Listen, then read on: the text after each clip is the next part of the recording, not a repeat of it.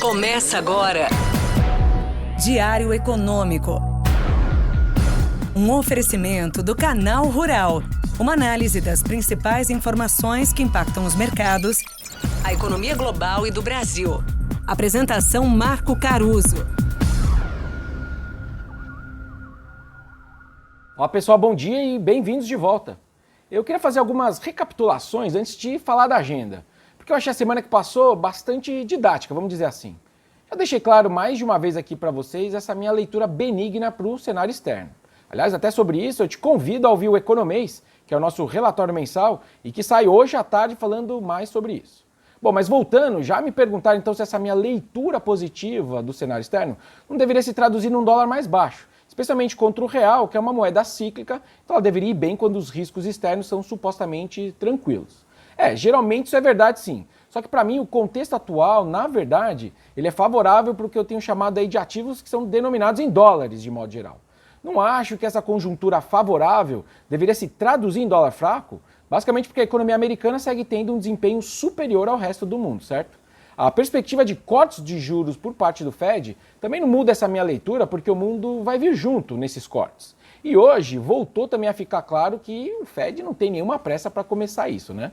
Essencialmente, o que a gente está vendo então lá nos Estados Unidos é uma atividade que surpreende recorrentemente e positivamente, uma inflação que está em patamar razoável, o que é positivo, e também resultados das empresas que parecem estar bem posicionadas aí para aumentar os seus lucros.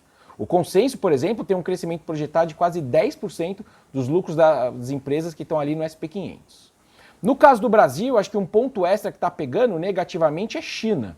A economia chinesa até parece melhor do que os mercados chineses estão se comportando, mas os ativos lá parecem sofrer com dois fatores aí na minha cabeça. Evergrande, ainda, um certo rescaldo da ingerência do governo em vários setores nos últimos anos, e agora, de novo, o Trump. E isso tudo aí é evento contrário para os emergentes, porque pega a China. Depois que um tribunal ali em Hong Kong decidiu pela liquidação da Evergrande, ainda existe um debate sobre como as autoridades chinesas vão realizar isso. Eu também tenho escutado bastante de um monte de gestor brasileiro falando que investir na China atualmente está exigindo mais coragem e ousadia. Além disso, essa possível volta do Trump impacta até mais os mercados lá chineses do que as relações tensas com Taiwan, por exemplo. Vejam que não foi a eleição em Taiwan que se deu agora, no meio de janeiro, que causou o primeiro impacto negativo nas ações chinesas esse ano, que estão caindo ali perto dos 8%. Os dias seguintes dessa eleição foram até tranquilos. Só que os resultados fortes do Trump nas primárias de Iowa, por exemplo, que foi pouco depois da eleição, aí sim foi um gatilho forte, né, uma queda um pouco mais clara das bolsas chinesas. No ano, as moedas emergentes, então, perdem 5%, as bolsas emergentes perdem 4%, as commodities perdem 2%, sendo 6% só queda de minério e 8% para soja. Ou seja, tem muito de China aqui, tem muito de Estados Unidos forte, porque veja que o SP500 sobe 4%. Eu acho, inclusive, que o nosso real só não perde mais do que as economias pares, porque a gente tem petróleo, né? A gente é produtor de petróleo agora importante, e o petróleo está no 0 a 0 no ano, graças aos riscos geopolíticos. Enfim, junta tudo isso aí, eu gosto de ativos que se beneficiem de um Estados Unidos forte e que não sofram com o vai e vem, que eu acho que vai ser essa visão sobre China, especialmente com a eleição americana e as várias outras coisas que tem pegado por lá. Para terminar, então, falando aí rápido de alguns destaques da agenda econômica, para guardar um pouquinho para a semana, aqui ela vai ser marcada primeiro pela ata da última reunião do Copom. Teve pouca novidade no comunicado da semana passada, né? Então vamos ver se a ata traz alguma emoção. Acho difícil. Outro destaque por aqui é o IPCA de janeiro. A dinâmica benigna da nossa inflação deve continuar, mesmo com os efeitos altistas do El Niño que devem aparecer aí nos alimentos. A gente tem 0,34% nesse IPCA de janeiro, em linha aí com o consenso. Olhando para frente, essas pressões dos alimentos devem perder fôlego, porque a gente já está vendo deflação nos preços agropecuários no atacado, nos IGPs que já estão saindo.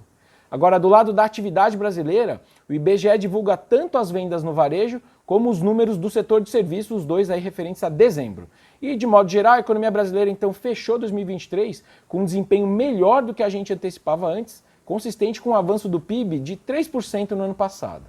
E lá fora, a atenção segue no entorno do caminho dos juros nos Estados Unidos. Vários diretores do Fed discursam nos próximos dias e devem ajudar a moldar a visão do mercado que, de qualquer forma, tomou doses de realidade na semana passada e empurrou o primeiro corte do Fed lá para maio. Bom dia, bons negócios e sorte sempre. Você ouviu Diário Econômico.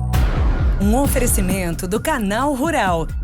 Uma análise das principais informações que impactam os mercados, a economia global e do Brasil. De segunda a sexta, às 6 da manhã, no Spotify e YouTube.